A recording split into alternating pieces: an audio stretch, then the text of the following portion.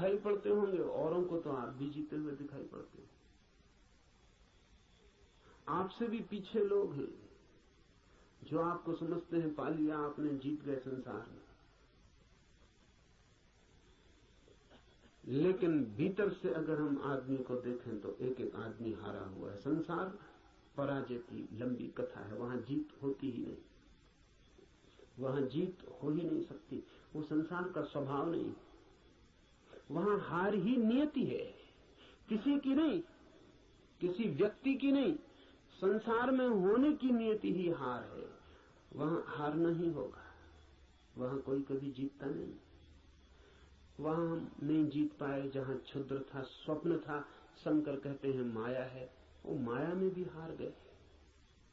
सपना था, भ्रम था, वहां भी तो जीत ना पाए। जब भ्रम में भी हार गए, सपने में भी न जीते, तो यथार्थ में, सत्य में अकेले से क्या होगा।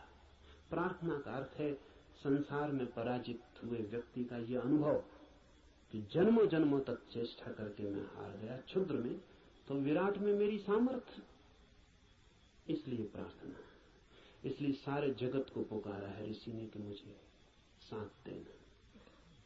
सूर्य को पुकारा है, वरुण को पुकारा, ये सब नाम हैं, प्रतीक हैं जीवन की समस्त शक्तियों की। सूर्य को पहले पुकारा है क्योंकि सूर्य हमारा जीवन है, उसके बिना हम नहीं होंगे।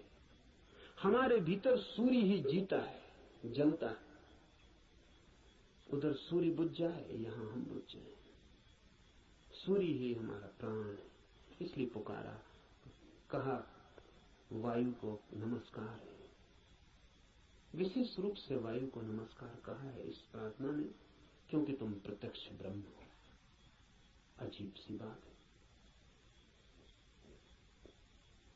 थोड़ा सोचे, बड़े मजे की बात है, क्योंकि वायु है बिल्कुल अप्रत्यक्ष और सब चीजें प्रत्यक्ष। सूर्य को कहा होता प्रत्यक्ष ब्रह्म हो, जीते जागते जलते प्रखर, समझ में आता। सूर्य को नहीं कहा प्रत्यक्ष ब्रह्म, कहा वायु को जो बिल्कुल दिखाई पड़ती नहीं, बिल्कुल अप्रत्यक्ष। कहां है प्रत्यक्ष वायु? सिर्फ अनुमान है कि है, लगता है कि है, भासता है कि है, दिखाई तो पड़ती नहीं। आंख के सामने कहां है? प्रत्यक्ष का मतलब है आंख के सामने है। जो आंख के सामने वायु बिल्कुल नहीं है, पत्थर पहाड़ सब आंख के सामने, वायु नहीं है। लेकिन ऋषि कहता है हे वायु नमस्कार तुम्हें, क्योंकि तुम प्रत्यक्ष ब्रह्म हो। इसलिए कहा कि वायु जैसे दिखाई नहीं पड़ती और है, और आंख को दिखाई नहीं पड़ती फिर भी आंख को छू रही है प्रतिपल। ऐसा ही परम सत्य है, दिखाई नहीं पड़ता, छू रहा है प्रतिपल। वायु दिखाई नहीं पड़ती क्योंकि हमारे पास देखने वाली आंख नहीं है। वायु तो यहां है, वायु के बिना तो हम भी नहीं हो सकते। वही तो हमारी श्वास में हमें संभाले, उसका ही आवागमन तो हमारा सारा जीवन है, जो इतने निकट है। श्वास है जो हमारी, वो भी दिखाई नहीं पड़ती क्योंकि हमारे पास आंखें बड़ी स्थूल है। तो हम जो बहुत मोटा मोटा है, स्थूल स्थूल है, वो देख लेते हैं, जो सूक्ष्म है वो हमें दिखाई नहीं पड़ता। वायु सूक्ष्मतम है, हमारे सामने मौजूद है, भीतर मौजूद है, बाहर मौजूद है, रोए रोए में मौजूद है और दिखाई नहीं पड़ती। इसलिए कहा कि तुम प्रत्यक्ष ब्रह्म हो, तुम ठीक ब्रह्म जैसी हो, वो भी यहां मौजूद है और दिखाई नहीं पड़ता। और रोए रोए में वही समाया है, रोआ रोआ वही है और फिर भी उसका कोई पता नहीं चलता। इसलिए वायु को नमस्कार किया है कि हम वायु को तो जानते हैं, ब्रह्म को नहीं जानते। वायु से एक धागा जोड़ा है कि ब्रह्म भी ठीक वायु जैसा है। इसलिए मैं तुम्हें प्रत्यक्ष ब्रह्म कहूंगा। ऋषि कहता है वायु को सत्य और ऋत के नाम से भी कहूंगा, क्योंकि तुम ठीक उस जैसी हो। जो है और जिसका हमें पता नहीं, जो हम स्वयं हैं और जिसका हमें पता नहीं, जो अभी और यहां सदा से मौजूद है और हमें उसका पता नहीं। लेकिन ये खोज पूरी हो सके अगर सब देवता रक्षा करें। देवता से अर्थ है सदा से जीवन की अनंत अनंत शक्तियां, और जीवन है एक विराट जाल अनंत शक्तियों का। आपका होना भी एक विराट जाल है अनंत शक्तियों का। मिलता है आप में सूर्य, मिलता है वरुण, मिलता है इंद्र, मिलती है वायु, मिलती है अग्नि, मिलती है पृथ्वी, सब कुछ मिलता है आकाश, सब आप में मिलते हैं। अगर एक व्यक्ति को हम पूरा का पूरा जान लें तो हमने बीज रूप में समस्त अस्तित्व को जान लिया। सब कुछ उसमें है, सबका दान उसमें है, सब मिलकर ही उसका अस्तित्व है। इन सबकी सहायता की प्रार्थना है, लेकिन क्या सूर्य सहायता करेगा?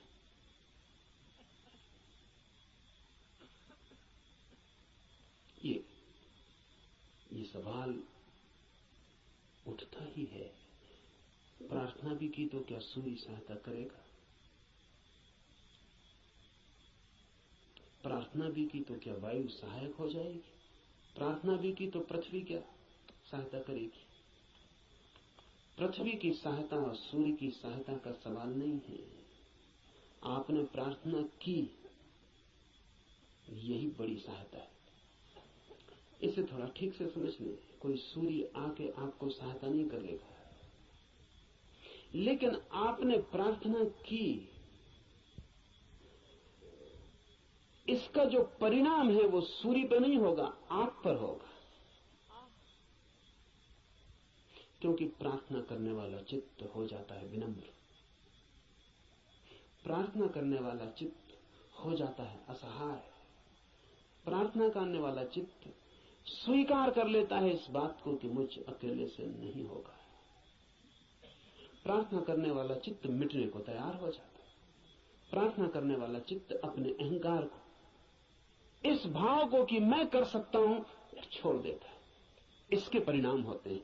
प्रार्थना का सारा परिणाम आप पर होता है। प्रार्थना से सूर्य नहीं बदलता, आप बदलते हैं। प्रार्थना से जगत नहीं बदलता, आप बदलते हैं। लेकिन आपके बदलते ही दूसरे जगत में आपका प्रवेश हो जाता है। प्रार्थना आमतौर से जब आप करते हैं तो यही सोचते हैं कि कोई कुछ करेगा, इसलिए प्रार्थना कर। न, प्रार्थना है एक उपाय, एक डिवाइस। हाथ तो आप जोड़ते हैं किसी और के सामने, लेकिन जो परिणाम होता है वो होता है भीतर, जिसने हाथ जोड़े हैं उस पर। इसलिए बड़ी कठिनाई होती है अगर आप वैज्ञानिक के सामने कहें कि हे सूर्य सहायता कर, तो कहेगा मूर्खता की बात है। क्या सूर्य तुम्हारी सहायता करेगा? कब किसकी सहायता की? कि हे इंद्र वर्षा कर, पागल हो गए हो? प्रार्थनाओं से कहीं वर्षाएं हो गई? वैज्ञानिक ठीक कहता है, न तो सूर्य आपकी सुनेगा, न बादल आपकी सुनेगी, न हवा आपकी सुनेगी, कोई आपकी नहीं सुनेगा। लेकिन आपने पुकारा, ये आपको बदल जाएगा। आपने कितने जोर से पुकारा, उतनी गहरी हूक आपके भीतर प्रवेश हो जाएगी। अगर आपके पूरे प्राण पुकार उठे तो आप दूसरे ही आदमी हो जाएंगे। इसलिए है प्रार्थना।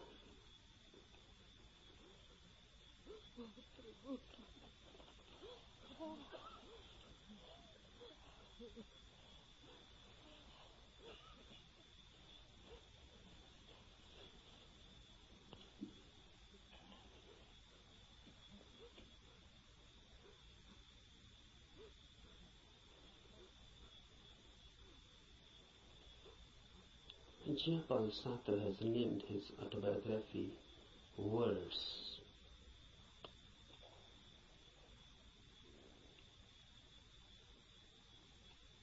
This christening of his autobiography as Words is significant, deeply significant. Really, everybody's biography is just words and nothing else. Because what is your mind? Words and words and words. If you analyze the mind, then what you are? Just words. A long sequence, a long procession of words.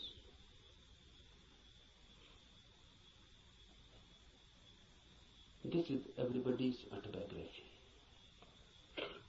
But if you are nothing but words, then you are not. Then you are yet unborn. Then you are yet to exist authentically. Because words are just words, sounds.